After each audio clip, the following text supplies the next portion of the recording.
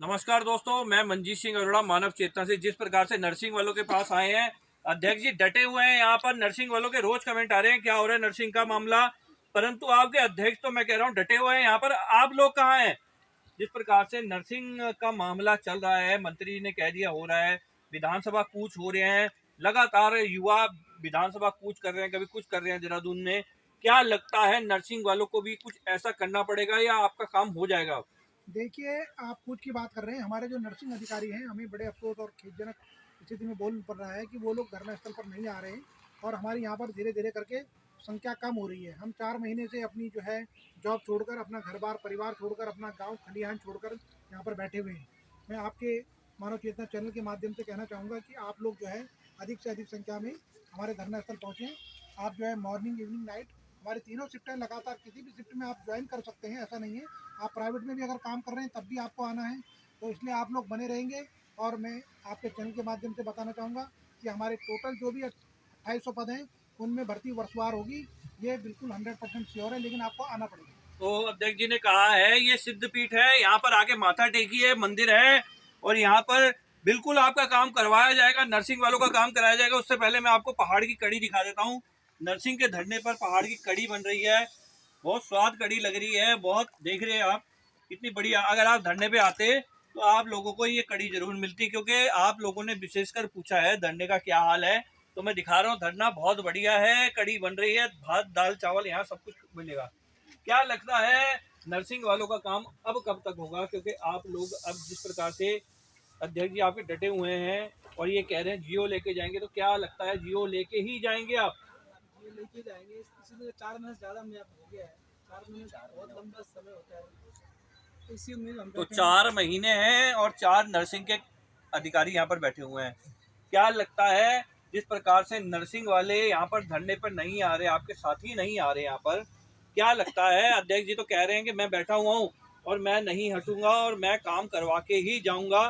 तो क्या लगता है कहीं ना कहीं जो है धरने पर ना आके वो क्या कहना चाह रहे हैं कि हमारा काम हो गया? काम अभी हमारा लास्ट टाइम पे लास्ट रुका हुआ है और मैं सभी अपने दोस्तों से, अपने नर्सिंग साथियों से निवेदन करना चाहता हूँ कि वे लोग लास्ट टाइम पे तो कम से कम हमारे संगठन में साथ दीजिए, क्योंकि काम यहीं से होना है। तो नर्सिंग वाले कह रहे हैं जिस प्रकार से वो सोच रहे हैं काम हो गया कि धरने पर ना आए और काम हो गया, परंतु ऐसा नहीं होता। किसी भी जंग की जब लड़ाई होती है तो आपकी सेना यहाँ दिखनी चाहिए, क्योंकि सरकार के पास भी ये संदेशा जाएगा कि आप लोग डटे हुए हैं। और अध्यक्ष जी जिस प्रकार से यहाँ पर बैठे हुए हैं दिन रात, यहाँ पर मैं बता रहा हूँ नर्सिंग के अध्यक्ष बैठे हुए हैं और इनका जो मानना है वो ये कह रहे हैं कि मैं यहाँ पर बैठा तब तक रहूंगा जब तक जियो नहीं मिलेगा। क्या लगता है जिस प्रकार से सरकार के लिए काम कर दिया है, परंतु जो अभी तक जियो नहीं आया, फिर भी आप यहाँ पर बैठे हुए हैं, तो क्या लग रहा है आप तब तक नहीं उठेंगे जब तक जियो नहीं आएगा? देखिए साहब, हम लगातार यहाँ पर बैठे हुए हैं और हम लगातार बैठने के साथ साथ शासन प्रशासन में लगे हुए हैं। कल मैं पूरा दिन सचिवालय में था। मैं अपने सचिव हमारे डॉक्टर आर राजेश से मिला था और सर ने भी यही कहा है कि हम बिल्कुल आपकी फाइल को फॉलो कर रहे हैं, बहुत जल्दी आपका शासनादेश होगा। मैं कल 3-4 सचिव महोदय से मिला, जहाँ का हमारी फाइल जारी है, टेबल टू टेबल मिल रहा हूँ। लगातार हम प्रयास कर रहे हैं और अपने जितने भी नर्सिंग साथी बेरोजगार हैं हमारे प्रदेश में, उनके लिए हम पूरा प्रयास कर रहे हैं। लेकिन चिंता का विषय यह है कि जिन लोगों की नौकरियां यहाँ पर लगनी है और जिन लोगों के घर यहाँ से चलने हैं, वो लोग जो है धरने पर बहुत कम समय दे रहे हैं। वो कभी कभार आ जा रहे हैं, उससे ऐसे नहीं चलेगा। जो लोग तो आज ये तक नहीं आए अंतिम उनको जो आना पड़ेगा। अंतिम पड़ाव है आपकी लड़ाई का, क्योंकि आप लोग हाई कोर्ट से भी जीत गए हैं, मंत्री जी ने, मुख्यमंत्री जी सबने कह दिया आपके पक्ष में काम हो रहा है, पर जो अंतिम चरण दिख रहा है लड़ाई का, वो आपके लोग यहाँ पर नहीं आ रहे, तो उससे क्या लगता है कमजोरी साबित होगी? देखिए, कमजोरी कोई साबित नहीं होगी। मैंने इनको पहले भी कहा है कि हम 2 लोग यहाँ पर बैठे हुए हैं और हम 2 लोग यहाँ से जियो लेकर आएंगे। लेकिन कहीं ना कहीं आपको अपने गिलेबान में झांक के देखना पड़ेगा कि आपने संगठन के लिए क्या किया। आपको नौकरी चाहिए तो आपने कितना संघर्ष करा। आपको संघर्ष के इन पलों में हमें आना चाहिए। और ये हमारे ज़िंदगी भर के जो खट्टे मीठे पल हम यहाँ पर बिता रहे हैं, जो हमें यहाँ पर दिक्कतें हो रही हैं। आज हमने कढ़ी चावल बनाया है, ये लगातार हम जो है 10 दिन में से जो है 8 दिन यहाँ पर कढ़ी खा रहे हैं। हमारे पास दाल के लिए पैसे नहीं हैं, हमारे इस समय तो टैंकर में क्या पानी लगता नहीं है है। कुछ लोग ये सोच रहे हैं और कि रोटी अध्यक्ष जी बना देंगे, बेल भी अध्यक्ष जी देंगे, आटा भी गूंद देंगे, सब्जी भी बना देंगे, उसके बाद खाने हम आ जाएंगे? बिल्कुल बिल्कुल इस तरह के हमारे यहाँ की लोगों की सोचें हैं। क्योंकि मैं पहले भी यहाँ पर आपके चैनल से बताऊंगा कि 80% लड़कियाँ हमारे साथ हैं जिनका कोटा 80% है, इनमें से 80% लड़कियों की नौकरियां लगनी है।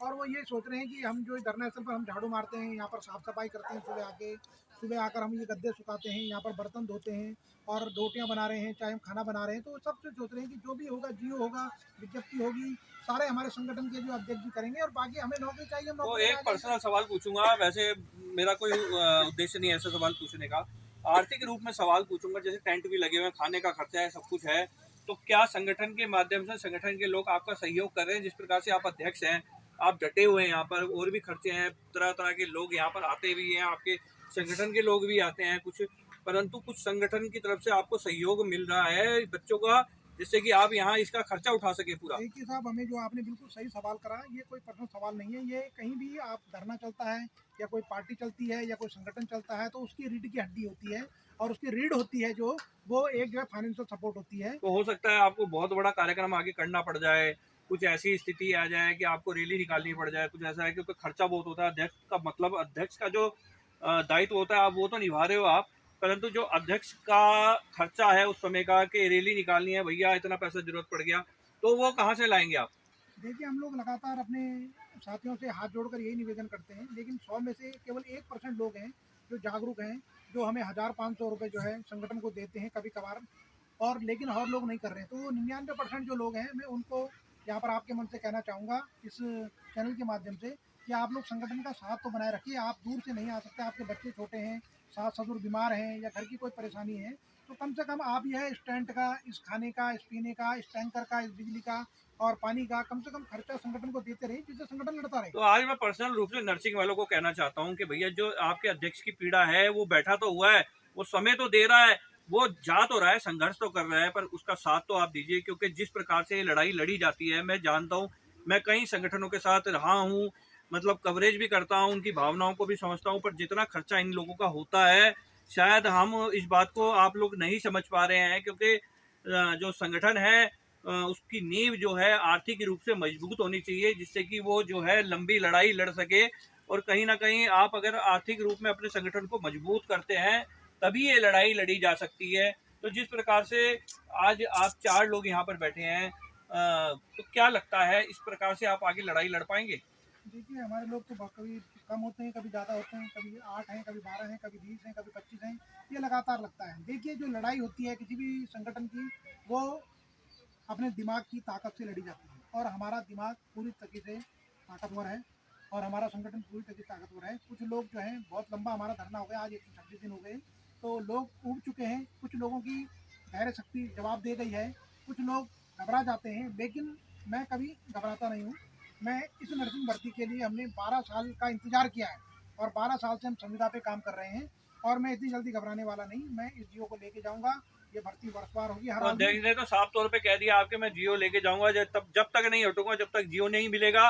अध्यक्ष तो आपका बहुत बढ़िया है, परंतु आप लोगों को भी अपना कुछ ना कुछ जो परसेंटेज है वो देनी चाहिए, यहाँ पर आगे बैठना चाहिए, ताकि ये धरना आगे तक बढ़े और आप लोगों की मांगे पूरी हो पाए। धन्यवाद। मंजीत सिंह, भारत।